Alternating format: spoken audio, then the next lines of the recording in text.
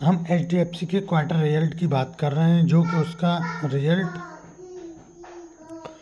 जो मुनाफा उसका 11% से बढ़ा है और NPA में सुधार है और NII में 6% का इजाफा है। तो HDFC बैंक जो क्वार्टर रिजल्ट था उसका दिसंबर 2025 तिमाही में स्टैंड अलोन द बेसिस पर कुछ ब्याज आय 76,751.16 करोड़ रुपए 76,751.16 करोड़ रुपए की रही और कुल इनकम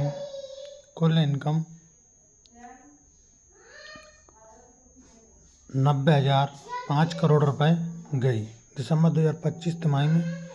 ग्रॉस NPA रेशियो 1.24% रहा, जो कि अच्छा रहा।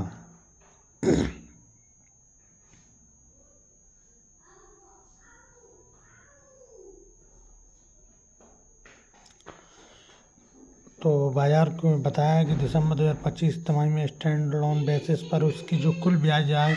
76,751 और करोड़ रुपए रही और एक साल पहले यह 76,000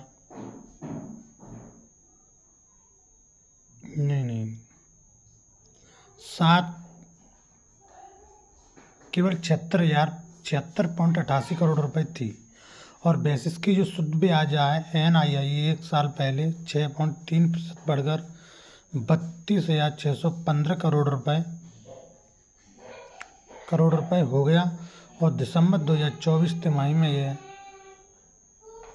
30,653 करोड़ रुपए था। तो एक्सिस बैंक फाइनेंशियल के मुताबिक दिसंबर 2025 की तिमाही में HDFC bank NPA non performing asset ratio में 1.24% रहा है, जो कि एक साल पहले यह 1.42% था। जो कि HDFC बैंक के जो NPA खाते हैं तो उनकी जो NPA रेशियो है वो पहले 1.24% रहा और एक साल पहले जो उससे पहले था वो 1.42% था, यानी कि 1.42%। ज़्यादातर लोनें NPA में जारी थी और NPA रेशियो घटा है और सालाना आधार पर कम होकर 0.42% रहा और दिसंबर 2024 तिमाही में यह 0.46% था और NPA में गिरावट बैंक की एसेट क्वालिटी में सुधार दर्शाती है।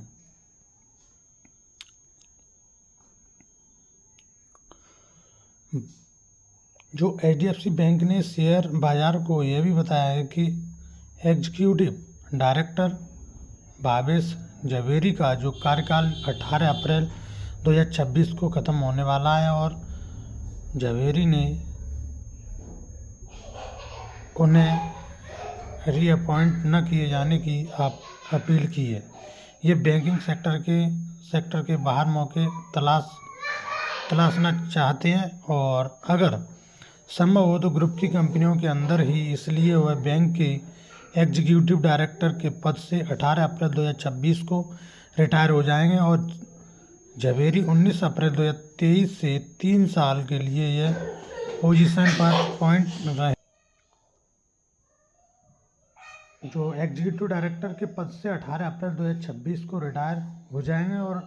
जवेरी 19 अप्रैल 2023 से 3 साल के लिए इस पॉजिटिव पर अपॉइंट किए गए थे और HDFC बैंक ने शेयर की जो कीमत वर्तमान में 931.15 रुपये है और बैंक का मार्केट कैप 14.32 लाख करोड़ रुपए से ज़्यादा है और शेयर एक साल में 12% से चढ़कर वित्त वर्ष 2025 में बैंक का स्टैंड अलोन बेसिस पर रेवेन्यू वित्त वर्ष 2025 में बैंक का स्टैंड अप लोन बेसिस पर रेवेन्यू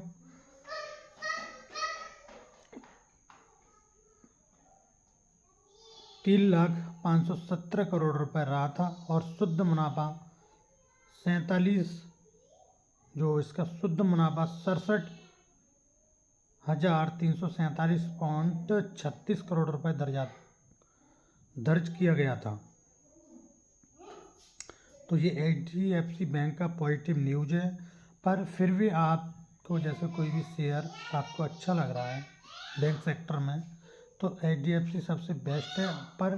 इसका सारा एनालिसिस आप करने के बाद लॉन्ग टर्म के लिए